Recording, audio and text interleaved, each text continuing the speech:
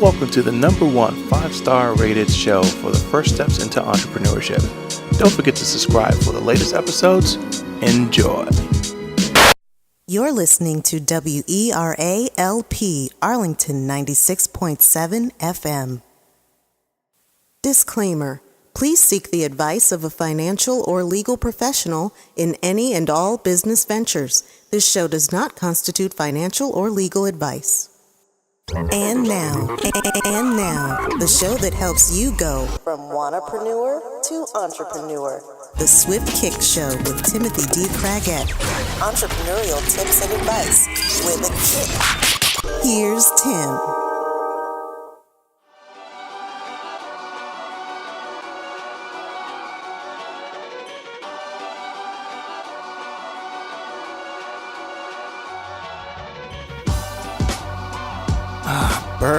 Welcome to the Swift Kick Show.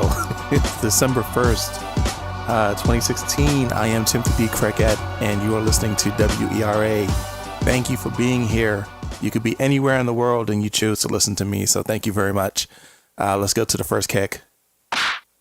So, this business model that's been around called arbitrage is an interesting one because a lot of people don't think about supply and demand the way that we do online. Whenever we consider anything called arbitrage, it's finding a product and bringing it to someone and making a profit off of basically what you get at a low cost. But for some people, their business model is not even acquiring their inventory. It's more so just going ahead and find something listed and advertise it, and you make the money in between. It's a really interesting model because a lot of people think to try to throw in a lot of money into inventory and they have to stock up on stuff. But on the internet, you don't really need to do that. And my hope for this show today is to, one, help you have a really good December and also to expose a model that is probably one of the most lucrative ones that are out there. And I just couldn't figure a better way to do it than the way we're going to do it today. So sit tight. Thank you for being on, and we will be right back. Did you know this is only the beginning? There's always more show just for you. We have exclusive interviews and bonus content to help you on your journey into entrepreneurship.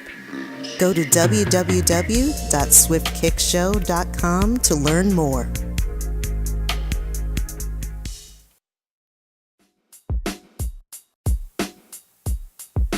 Welcome back to the Swift Kick Show here on WERA 96.7 FM. I am Timothy D. Craggett, and I have a awesome guest for you guys. Let me tell you a little bit about him, and let's actually get right into it. So he began his career as a digital marketing executive, working for one of the largest law firms in North Carolina, working on one of their biggest, most successful lawsuits against the U.S. government. So he might be a little dangerous. I don't know. We'll see. He's then moved to California, where he then served as a director for digital marketing with over 16 digital publications. So hopefully we can get some information and pull that stuff out, because that would be really cool for you guys. But also, and this is where we connected, he also runs and maintains and manages and builds several profitable e-commerce properties, while also developing a number of different e-courses that teaches people how to do the same exact thing. So if you're in the beginning stages and you want to learn this e-commerce game, I couldn't have brought somebody better for you guys. So ladies and gentlemen, without further ado, let me bring on my guest, Christopher Pendergraft. Chris, how you doing, dude? I'm doing pretty good. How about yourself, Tim? I am doing well. So let's go right into it. So let's start at the beginning. Let's start where you know, you kind of got your chops in, and then from there we can kind of get into the whole e-commerce thing. So how did you actually get started in this marketing game? Marketing was actually something I kind of fell into. It was never like I didn't grow up, thinking I want to be a digital marketer. Right. It was something like when I finished junior college, actually, there was an opportunity for me to work for the law firm, and I just took the opportunity. Something really interesting happened about 6 months into my early career, where my manager left, and that created a power void because the CEO of the company said we're not gonna rehire anybody right now. We're Right. just gonna basically it was almost like a real life version of The Apprentice. They just let everyone take all the staff. They just let us take a bat at it, you Yeah. know. And so I ended up winning the position and becoming the digital marketing manager. Cool. For a while. So let's talk about from then till now. So now you've gone through this journey of starting where you knew absolutely nothing about marketing, and now you're at the point where you're building out all this e-commerce stuff. How did you move towards that? How did you make that jump? Marketing really is like my marketing is one of those things that's really it's really analytical. Yeah. And I have a really analytical mind. And so it was once I started to do it and realized how much fun it was, I just became immersed in it. So like I studied everything I could. I mean, even the most obscure, disciplines of marketing, from copywriting all the way up to digital design. I just did everything so that I could be the best marketer I could. Eventually that just began to evolve into this e-commerce situation. So talking about copywriting, just so the audience knows, copywriting is a process where you're writing sales letters or video sales letters or anything that's in a persuasive manner, right? Yeah, basically writing ad copy, sales copy. When you go to a website and you read the, when they're trying to sell you on something, that's what I'm referring to when I say copywriting. Mm-hmm. So since you went and you did all this knowledge gathering, pretty much just building out your base and your education, what were some of the things that you learned along the way that has helped you to kind of become a savant in this e-commerce world? The biggest thing that I had to learn was that when you're in e-commerce, copywriting, anytime you're selling something, you have to focus on the customer and not yourself. The biggest issue I had when I was starting out was when I was writing copy, when I was building a site, whatever it was, I was building it to like my personal aesthetic, what I would look for on a website. And then, these campaigns would flop and it just wasn't clicking for me until finally it dawned on me what I was doing, that I wasn't paying attention to the customer experience. And that's what's paramount to like everything else, any other consideration. So what do you do in order to figure out customer experience? What are your go-to moves in order to kind of get into the heads of a customer? The number one thing that I do now is I will analyze every website in the market, and even some kind of even markets that are related to the market that I'm working for. I'll analyze those websites and I'll find commonalities between the different websites, and I'll put them all like a word file. I'll say website A, B, and C all say this one thing. And then I'll test that, I'll check out like Google Trends and see if that's something that's actually trending. I'll, do some analytics, Google Analytics, things like that. Just a lot of research to see, because my basic argument is if these other websites are doing it, then there's a good chance that you may want to start there as a base for your research, So if I'm hearing you correctly, pretty much you're doing a little spy foo on your competition, the people who've already shown some type of success or have a footprint inside the marketplace, right? Yeah, one of the things I always tell people when they ask me about e-commerce or digital marketing is I always say the numbers don't lie. I know, one of the biggest issues that I had was there's a situation where sometimes like ugly landing pages convert better than the real pretty ones. And since I'm an aesthetic person, that bothered me a lot because I always want to have pretty landing pages. Yeah. But one of my business mentors just said that to me. He said, Chris, the numbers don't lie. Like the mathematics is universal, man. Like don't go against it. Don't make your life harder for no reason. Yeah. Is there any type of, actually, you know what? This would be cool. Is there an example that you could think of where you saw something that was pretty and you really thought it was gonna, kick off and convert, and then you went and you tried and you made a change to where it was not necessarily ugly, but just wasn't as pretty, and that actually did better for you? Yeah, just a few months ago, I was working with a partner of mine, and we launched some software. Yeah, and we had this argument for a while now: pretty pages versus ugly pages, because he insists on the ugly pages, and I insist on the pretty pages. He said, You know what? Our launch software, our launch platform allows us to A/B test. So he said, I want you to do, two pages, the ugly one and the pretty one. Yeah, and the ugly one, like out converted the pretty one by like, I mean, it was a massive amount. It was just so shocking.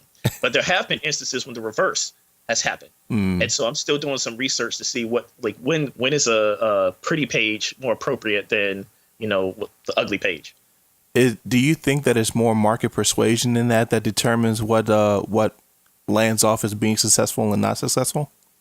Yeah, you know, the interesting thing is the product we launched was geared towards a older crowd. Okay. And I'm thinking that may have something to do with it, because when I'm looking, I don't have too much data yet to make a firm conclusion. Right. When I look at the data I have, it seems like as the consumer or the customer gets older, the pretty stuff doesn't really persuade them as much as the younger crowd. Because we're used to seeing those flashy graphics. Here's my wacky theory. Yeah. Indulge me for a moment on this. If you look at like a lot of industries, you'll see that they're returning to this like retro styling. Now, like with cars, you know, every sports car is going back to this like retro age. Yeah. And even when you look at things like the material design, you know, I'm talking about with Android. Yeah. The new design specs, it's all going to this like simplistic thing. I believe that society has this like longing, like the past, because we're just blazing so fast into the future that I think like what we call an ugly landing page is actually just simplistic. It just doesn't have any graphics. I think that all of these somehow have some kind of connection, that like people are kind of tired of this, you know, let's push forward as fast as we possibly can and forget our roots type of thing. And it's like causing some kind of ad blindness, you know, where to these flashy landing pages. They want the simplistic stuff because they're tired of feeling like they're being manipulated. They want that link to the past. That makes a lot of sense. That's actually really good insight. Let me ask you this before we go off into our first small break.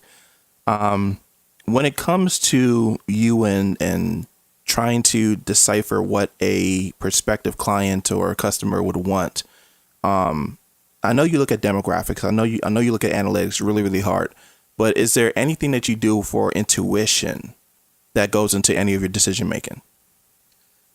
Yeah, you know, the most, I would say, annoying thing about this industry is a lot of times, especially when you work with clients, is that the client actually they never really know what they want. They say they do, and they really don't. So you have to kind of decipher what it is that they're telling you. And what I do is I spend hours, I mean, sometimes days, just looking at websites, designs, things like that, and just trying to build, like I said, follow my intuition to see what it is that the client actually wants, and then deliver it to them. Sometimes it actually seems kind of magical because you'll come with something that they never asked for, and they'll just say, this is perfect. Cool. So with that, let's take ourselves a really, really quick break. I have Chris here. I'm Timothy D. Craigat. You're listening to the Swift Kick Show on WERA 96.7. Stay right here. We'll be right back. The conversation doesn't end here. We'd love to hear from you so we can better provide you more great content and some fun stuff. To learn more, go to www.facebook.com/Swift Kick Show. Look forward to being friends. Welcome back again to the Swift Kick Show. I'm Timothy D. Craigat with my guest, Christopher Pendergraft. Now, we want to talk some e-commerce stuff. So now we can actually get kind of a little techie and see what we can do here, because this is going to be fun. So let's talk about actually starting something doing e-commerce. What would you say is the very, very first step in trying to get into this e-commerce world? The first step is to make sure you actually want to do it. I'm seeing a lot of people when I tell them about e-commerce, and they get really excited, but then they don't realize that, you know, the thing about e-commerce over a lot of these making money online things is that e-commerce is a legitimate business. So you have to treat it like a legitimate business. Right. In the later stages, yes, you can enjoy the 2 to 3 hour work days, and then you can go do whatever. My thing is boxing. I'll box all day. But in the beginning, I was working, 12-hour days. Doing niche research and all kinds of things like that. So the first thing you need to do is say, do I want to build a business? This is not really a side gig. You can do it on the side, but if you want great success, the big success, it's going to be a job replacement type thing. That's what you're building towards. So then someone makes a decision. Yes, e-commerce is the way that I want to go. I do want to do this. I understand the commitment that goes into it. Then what? The next thing is to determine your niche. Like what do you want to sell? Okay, just before we go a little bit further, let's explain niche. So what is a niche? Your niche is just basically the market that you're selling and the people you're selling to. So if you say, I want to sell baby booties, that's your niche. If you want to sell, And we're talking about the things that go on feet. yes, the big baby shoes. Just to clarify, if you want to sell baby shoes, that's your niche. So usually I tell people, starting out, choose something you love, choose something you're super passionate about. That doesn't necessarily mean it's going to be as successful, but it's going to motivate you to want to follow this process. If you're just selling something that you think is going to make a lot of money and it's something you don't care about, I've seen it so many times. People end up getting bored and being like, I don't want to do this. So going back to the step of choosing the niche. So what's the process of choosing a niche? First time, choose something you love. Once you've got that down, then begin to look for things that are profitable or potentially profitable. The way you do that is, there's a lot of different techniques. You can just follow trends. Like I have a Twitter account that's just full of just of influencers to see what they're promoting, because again, follow the numbers. If they're promoting it, they're making money from it. Instagram is like one of your biggest resources, along with Pinterest. But I really love Instagram because all the influencers are there. So I have, I follow a ton of people. I just look at pictures all day long and I say, what's selling, what looks good. After that, I'll see if I can find a supplier. I'll run some numbers, see if it's what the wholesale cost is, what I can mark it up to. And when I find something that's comfortable, I just jump all in. Cool. So let's talk some tools. So what are some of the basic things that someone would need if they were thinking about setting up a e-commerce shop? You're going to need a website to start out. Well, I think that kind of works. Yeah. But it's a big consideration. Bigger than a lot of people realize what platform you're going to use. If you're a little bit more tech savvy, you can use something like WooCommerce, which is a plugin for WordPress, which is a really huge, marketing blogging platform. Yep. But if you're a complete beginner, there's Shopify, which is by far one of the most popular e-commerce platform in the world. Shopify is really geared towards, entry-level people. It's something you can just sit down and use. After that, I would recommend that you start looking for suppliers after that. Okay, so let's focus a little bit on the whole thing of using a Shopify versus building your own website. Is there any pro or con on either side?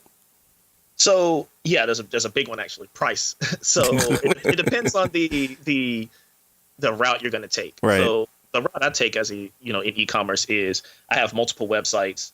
7. I'm about to open up an 8th one, and Shopify will cost you anywhere roughly about $80 a month. Whereas WooCommerce, which is what I use because it's free, doesn't cost me anything except my web hosting charges. But so if I was to do Shopify and had 10 stores, it would cost me $800 a month. And if each one of those stores aren't profitable, I'm just bleeding money. Right. So if you want to build one shop, or you want to build like a superstore rather than going to having 8 different smaller niches like I'm doing, you definitely want to do Shopify. But if you're going to do like my method, you're going to have to try to learn WooCommerce, which is a little bit more complicated setup than, Shopify's sign up and boom, you're done. It's kind of funny that you mentioned that because there's been many people that I've worked with or had some conversation with and talking about Shopify, not dismissing them or anything, just the whole thing of there's so many things that you can do in Shopify that you can just literally compete with the likes of like a Sears or a Macy's or something as far as inventory. But then when it comes to then having all of those different SKUs, then you're running the risk of, depending on the way you built your site, you might have to actually pay for each of those SKUs. And that's not just including as you aforementioned, the $80 a month that you're spending on the site. So it could be legitimately a pretty hefty cost in order to do business that way. So my question to you then is, if you're using something like a WooCommerce, do you have that limitation, or or can you expand as big as you want to go? Yeah, definitely. Now, a lot of people accuse me of being biased towards WooCommerce because I am kind of a tech geek. So, I love the fact that it's open source and it's owned by, WordPress. And Shopify is an amazing platform. Like I do have a Shopify site because I want to learn it. But the biggest issue with Shopify is that the plugins It's not that the plugins cost money, but they have a monthly charge. So even the simplest of plugins like will cost you $19 a month on top of the $80 a month that you're already spending. Right.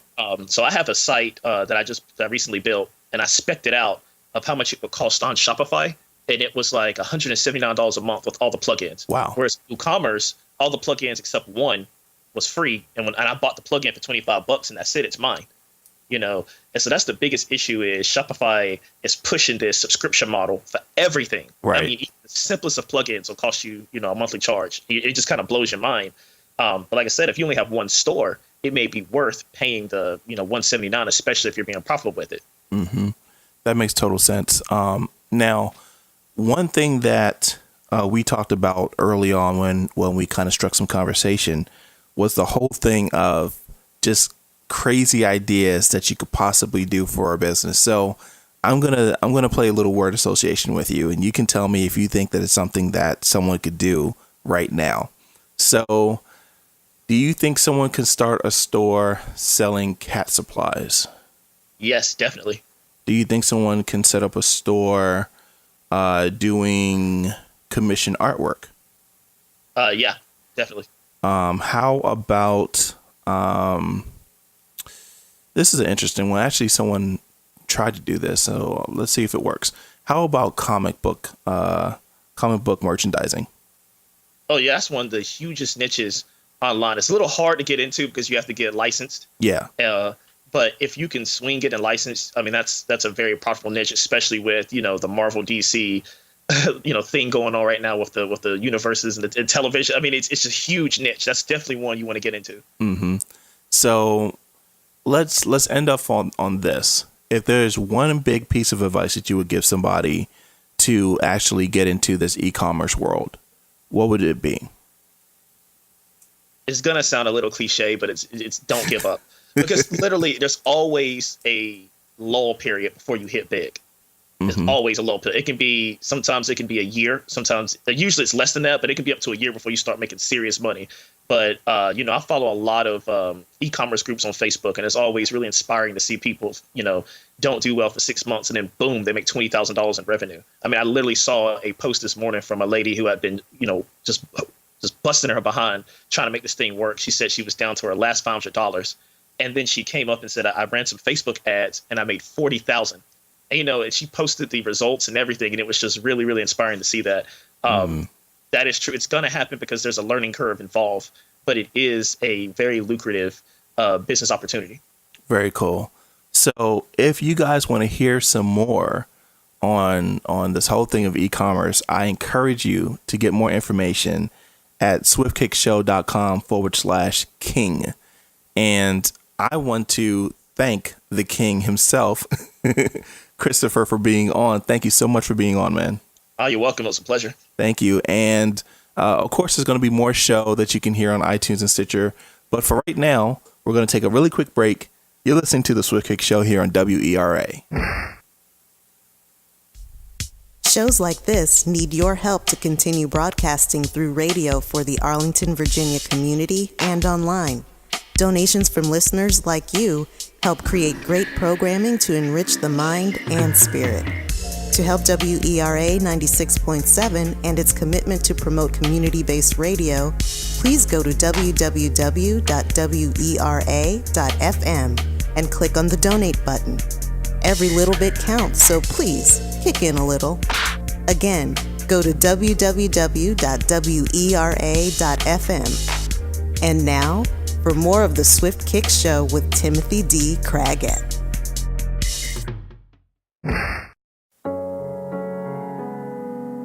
It's time for the last kick of the day. So, Chris, dude, thank you for sharing. I love what you do, so I was really glad that we got to make this thing happen and I could share it with everyone. With that being said, the whole thing of finding what people want and presenting it to them is basic business, but it doesn't have to be as hard or as complicated as the way that we traditionally know business to be. We don't need to be the most creative or talented or anything to have some insight that we can just go out and get basically anywhere that there's social media, and find something that someone wants and put it in front of them and say, hey, if you'd like to get it, I'd like to sell it to you. And what Chris does is simply remarkable, the type of volume that he pushes out for the things that he sells online. And I'm really glad that there was someone that I could, show you guys to say, hey, this is something that you can do if you're so interested in doing that. As with every show here on SKS, it's about empowerment. And what Chris does, it's so cool because as long as you know who your audience is, you know what they want, and why can't you be the person that puts it in front of them? So with that, I will see you guys next week. This is the Swift Kick Show. Have fun. You've been listening to the Swift Kick Show with Timothy D. Craggett. For more information and bonus content, go to www.swiftkickshow.com. Tune in next week for another kick.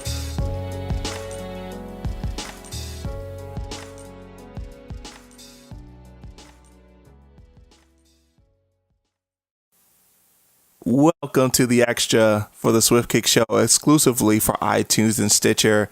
Again, I have my guest, Christopher Pendergraft, and outside of him knocking people out in the ring, he knocks people out online. I just wanted to throw out the boxing thing, man. That tickled my fancy.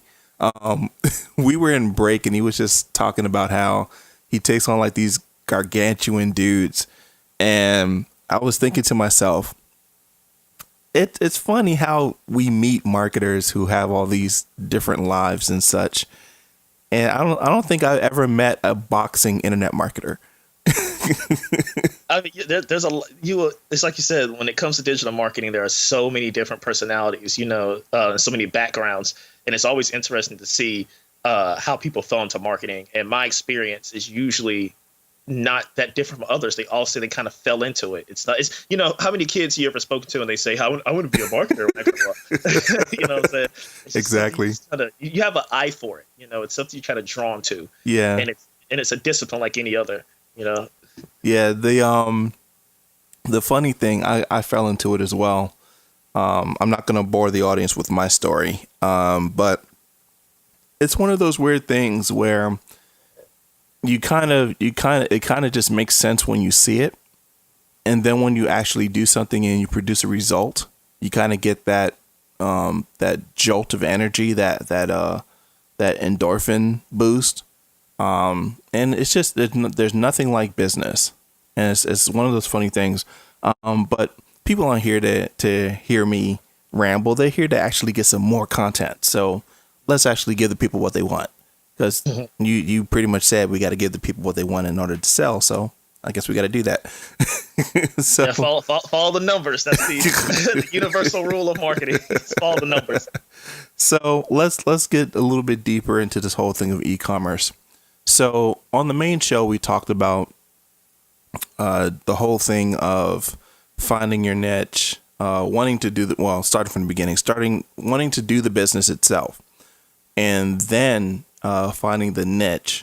And then, we talked about a couple tools that were really important. Are there any other tools that you could think of that someone would want or need in order to be effective in running an e-commerce style business?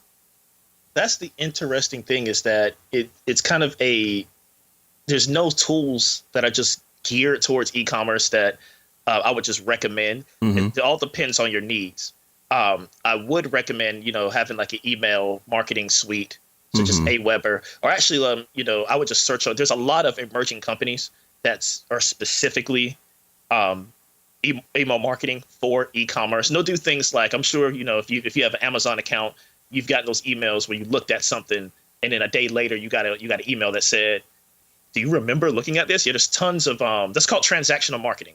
So if you want to find out any kind of if you want to find a company that does that, just search for that at Google and you'll see there's tons of them, and they usually bolt right into Shopify or WooCommerce or whatever e-commerce suite that you're using. So that would be the biggest thing I would recommend. Other than that, Google Analytics, because you need to have your analytics. Excel, I like to keep an Excel spreadsheet of all the products that I'm currently researching and looking at. And like I said, just any tool, it's just intuitive process. Don't think that there is a rigid way you have to do this. When you're talking about analytics, it can go so many ways. Is there a simplified way to kind of, when someone's getting started, that they can look at numbers and actually make decisions based off of numbers? What would you say is probably the beginner's rule to analytics? Beginner's rule to analytics. It's kind of like Google Analytics is going to be your best bet. It is the most, popular, and honestly for your needs at the starting out, full feature software program, the software suite that you can get. But I did forget to mention that Facebook marketing. Definitely need to look at Facebook marketing, particularly the Facebook Pixel. Okay, so let's jump into let's go a little bit back into the analytics, and then we'll jump into Facebook. Let me ask you this with the analytics: what would someone want to track getting started?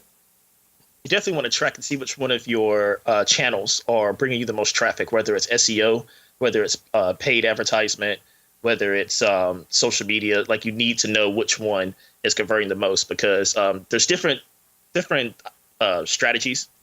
My strategy is, for every dollar I invest in marketing, what's going to bring me the most return. So, this is me. This is just my strategy. It works very well. If I'm investing in, Facebook or, paid advertising, and, I have someone that's doing SEO on the side, but the SEO isn't bringing me anything, it's all Facebook, I'm just going to cut the SEO out completely. And I'm going to just pour every marketing dollar I have into Facebook. So now let's jump into Facebook. So what's so great about ads when it comes to e-commerce? So here's the thing about, Facebook is, once you get into e-commerce and just digital marketing, you're never going to use Facebook again. Like, it's going to terrify you when you realize exactly what they're doing with your data. The first day I implemented the Facebook Pixel on my website and I saw how it worked, I was like horrified. I was like, really? I'm never liking anything on Facebook again. Because basically what this Facebook Pixel does is a piece of code it's called the Pixel, but it's a piece of code you install on your website. And when you send traffic to Facebook, you send traffic to your site from Facebook, it can somehow record everything that person has liked in the past, so that you can then target target that person, those interests, using your Facebook ads. So basically, every time you like something on Facebook, every page you visit on Facebook, they're recording and they're feeding it directly to the marketers so that we can target you. So when you see those targeted ads, I'm sure some of you have seen on your Facebook feed where you've gone to a website and suddenly and magically you're seeing ads on your site. On your Facebook feed from that site. That's called retargeting. That's very easy to do in Facebook. It's just 2 clicks. And so it's that's what they're doing with all that data, and it's all handled with this piece of code called the Facebook Pixel. So from an e-commerce marketing perspective, the Facebook Pixel is your best friend. From a user standpoint, it's what? What else are you feeding? It's so funny that you mentioned this, because I did a talk for Blacks in Government in Atlantic City, and I showed them the marketing side of Facebook. And as a former government employee, one of the things that you're sworn to do is uphold the Constitution, which means you can't really do too many things that could put the Constitution and its laws and bylaws and such in jeopardy. You have to consistently represent it, like a politician or a police officer has to consistently be that thing 24/7.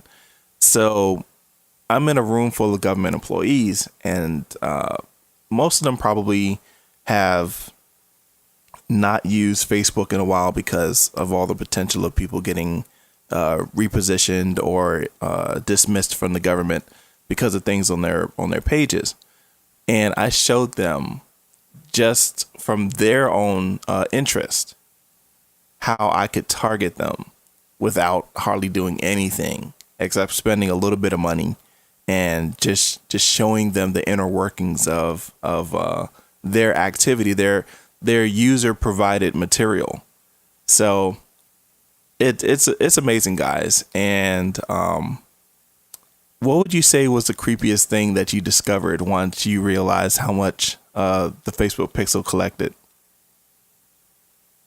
Literally just how much the Facebook pixel collects. Like it collects everything. I mean, it's this. There's been times when I've gone to like an obscure website, and then I'll come back to Facebook, and it's like, and I'm getting blasted with all these ads. See, for the longest time, I had an ad blocker on my, on my browser, so I didn't actually see any ads. And then I realized that I needed to turn that off so I could see the ads and see what people are doing. Yes. And so, like, when I turned the ad blocker off, and I start seeing all these ads being shown to me from these obscure websites, that it was just so shocking. Because the thing is, it's like I go to one obscure website, and then another company in that niche would be showing me ads. So I'm just like, so it's not even the ads for the site I visited. It's a competitor's site showing me, and I'm just like, that means this data is just being shared everywhere. Yeah. But the cool thing is, and I forgot to mention this earlier, is you can tap into that data very easily by using the Facebook audience insights. And I'm glad you mentioned that. We were just actually moving into that direction. So let's talk about how we can use that in e-commerce. So how does audience insight help us in selecting a niche or marketing our products to an audience? How do we use that? The Facebook audience insight, the best thing it'll show you is if a niche is viable. Certain niches have different, basic limits or that define it. For me, I don't like to enter a niche unless if I go into Facebook audience insights and I start punching in different interests, if there's not 1 million people searching for that a month, or 1 million people that currently like that niche, I don't even mess with it. Mm-hmm. Now that's not a hard rule, because I have a business partner that makes close to $2,000 a day in a niche that has like 250,000 people. Those are called micro niches. So a micro niche can be viable too. But for the most part, if you're in Facebook audience insights, you want to look around, 900 to 1 million plus. You don't want to go too big, because then it's really hard to target. So I would say the limits starting out should be anywhere between like 950,000 to 2.5 million. Of monthly active members on Facebook. Yes, of the interest you're targeting, right? Mm-hmm. And the Facebook Audience Insights tool is just very, very powerful. It's very in depth. You can see, how much the people that belong to that niche interest spend. You can see, breakdown by gender, breakdown by household size. I want to say they even have like they're adding in like what kind of car and stuff they drive. It's yes, you can insane. Do that. Yeah. And again, this is why the Facebook pixel is so terrifying. But you can tap into that, and it's all in this nice, pretty, super easy to use interface. Yeah, it's very well designed. Like I use it just about every day for everything that I do when it comes to producing info products or producing any type of marketing campaign or such. So I'm glad to see it's kind of in line. So that's pretty cool.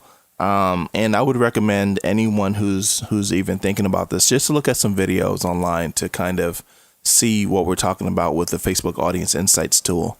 What other tips could you provide as far as supplying? Well, actually, let's go in a different direction. Let's go into the actual customer experience part, because setting up a e-commerce business is all fine and dandy. And of course, they can get more information on www.swiftcakeshow.com/king. What would you say is the absolute biggest thing you need to do when it comes to taking care of your customers? Taking care of your customers as in like customer service, or yeah. Well, even in supplying inventory, but the whole thing of the customer experience from beginning to end. What would you say is a must in this business? From the start, make sure you set expectations. One of the biggest issues that I have to deal with is that people don't realize that I'm a small company. They think that I'm Amazon, and they're expecting Amazon Prime delivery in like 2 days. And so when I first started out, one of the issues I was having was I was getting a lot of like PayPal disputes and chargebacks of people saying, "Oh, I haven't got my stuff yet." And I'm like, it's going to take 6 to 7 days to get to you, because Amazon Prime does it too. Right. And so the way I combated that was, like, if you go to any of my websites, there's a big message that pops up that says free shipping on everything. but it's going to be 7 to 14 days before it gets to you. And what I found out is it kind of offsets because it's free shipping. One, it makes it easier it's free shipping across the entire site. Like everything's free, free shipping. Mm-hmm. So it makes it easier for them to buy things. It's just like, I don't have to worry about weight. I don't have to worry about anything like that. But it will take 7 to 14 days. The moment I did that and set that expectation, I saw my my chargeback and PayPal dispute rate like plummet down to almost. I still get a couple. That's just a part of business, right? But it's not as bad as it was, where people are like, I was getting emails every day, 3 days after they ordered it. I haven't even processed the order yet, and they're just like, "Where's my stuff? Where's my stuff?" So you definitely want to set expectations. You want to provide a clean experience for them. Like, don't make it hard to navigate your site. When I know a lot of people, want to do the flashy designs, but this is what we were talking about during the show. Right. Sometimes it's the simplistic things that work best. Mm-hmm. When you're on Shopify, if you're using Shopify or WooCommerce, you're going to find a lot of third-party themes you can buy. And I've been doing a lot of experimentation with it. And what I'm seeing is that I'm getting better results from what I call the product-focused themes rather than the flashy themes. What I mean by product-focused is when you go to the website, the theme shows like huge pictures of the product and very little of everything. There's a lot of white space, if you can imagine, and just product pictures. Right. Lots of pretty product pictures. And that seems to be converting really well, almost better than the themes that are like really, really, fun and fancy and have all kinds of designs. So I'm thinking about a situation where someone is getting started and they're in that part of being frustrated. So what has gotten you through the frustrating part, as you called it, the learning curve? A lot of times what I do personally is I will just take a step back and I will analyze what it is that's actually frustrating me. And usually that, I'm not making enough sales. So this is the hardest thing I had to do but it's one of the most valuable lessons is sometimes you have to let a niche go. Even if it's a niche you love, if it's just not converting, don't just keep sinking money and time into it. If it's just not going to convert. So you have to let it go. And that's part of the game when you're doing e-commerce, especially with the way I do it, which is, I target micro niches. But I have 8 sites right now. 3 of them aren't converting that well, and I probably have to cut. But the way I have my business set up is it's very cheap for me to build a site and launch it. Mm-hmm. So the way I do it, but the reason I do it like that is because I don't get emotionally attached to these websites, these niches. Even though there's some of them I'm like, man, I wish this could make money because I actually I love finding the items for it. I love doing this. If it's not converting, I just have to pass on, move on. Yeah. Yeah. When I gave it a shot, total transparency, I did have those same frustrations because you want it so much when it comes to trying to be successful with selling anything on the internet. And when you're going through that struggling part of trying to get the first sale, and then you're trying to get the next sale, and then you're trying to figure out, well, why did those 2 things work, and how can I replicate those scenarios again? It does end up getting a little bit frustrating, especially if it's something you do have a kinship to. And for me, I love technology. I simply love technology. And I guess this is where personal bias comes in. And I think you kind of mentioned the whole thing of detachments and so forth. Has there been a product or a niche that has been so dreadfully painful for you to go through that it kind of scared you away a little bit before you kind of got your feet wet? Luckily for me, I had a business mentor who had been in e-commerce for a very long time. So he was able to guide me through which niches to avoid. And, I'm really into like esoteric things like meditation and mental alchemy and stuff like that. And so that's like one of my passions, like with my daily practices and stuff.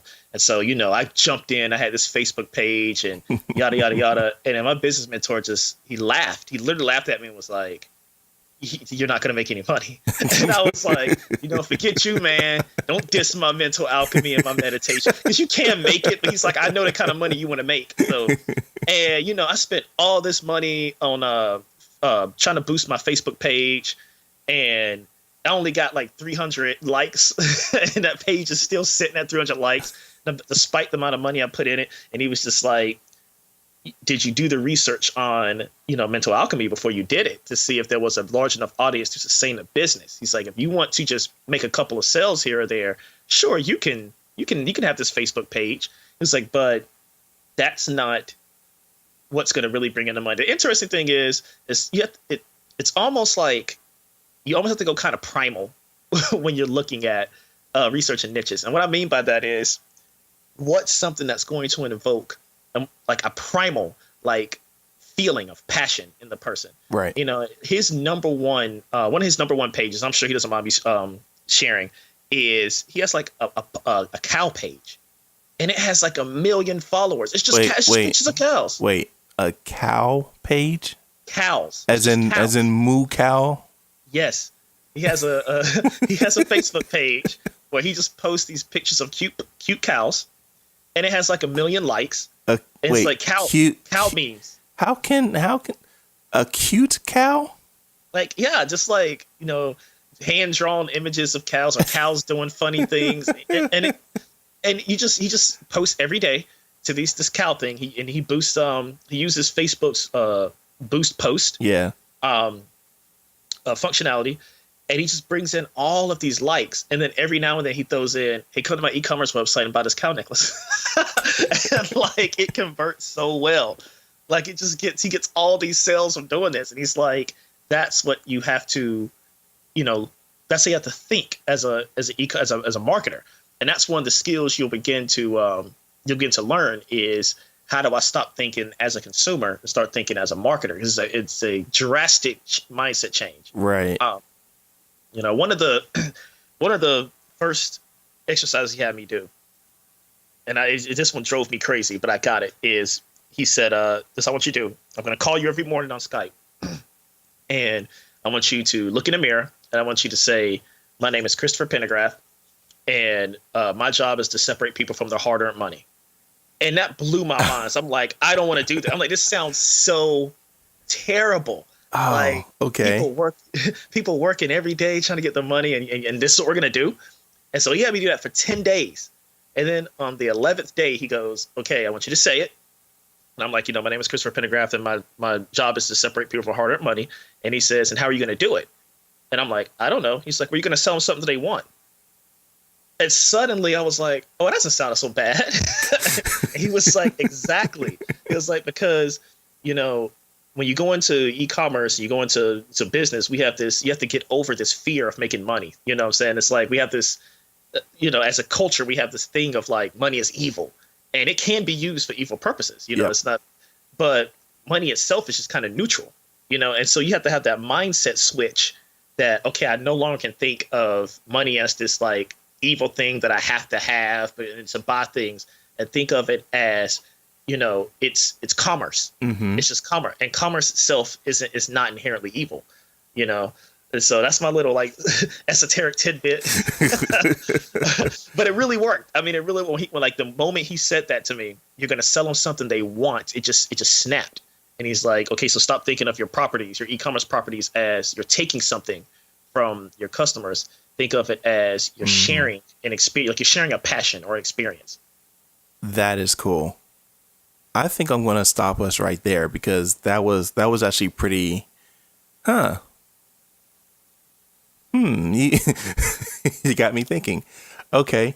So guys, this has been The Extra, and Chris, again, thank you for sharing, and thank you for being on. Thank you for giving us a little bit more time, dude. Again, you guys can go to swiftkickshow.com/king to learn some more from Chris. And man, I love doing this. I love when nuggets happen, because then I'm just as much of a fan of hosting as I am a fan of learning. So that was fun. That was cool. So guys, just tune in again on Thursdays at 9:30 a.m. on WERA.FM. And I'm Timothy D. Craigette. I will check you guys later.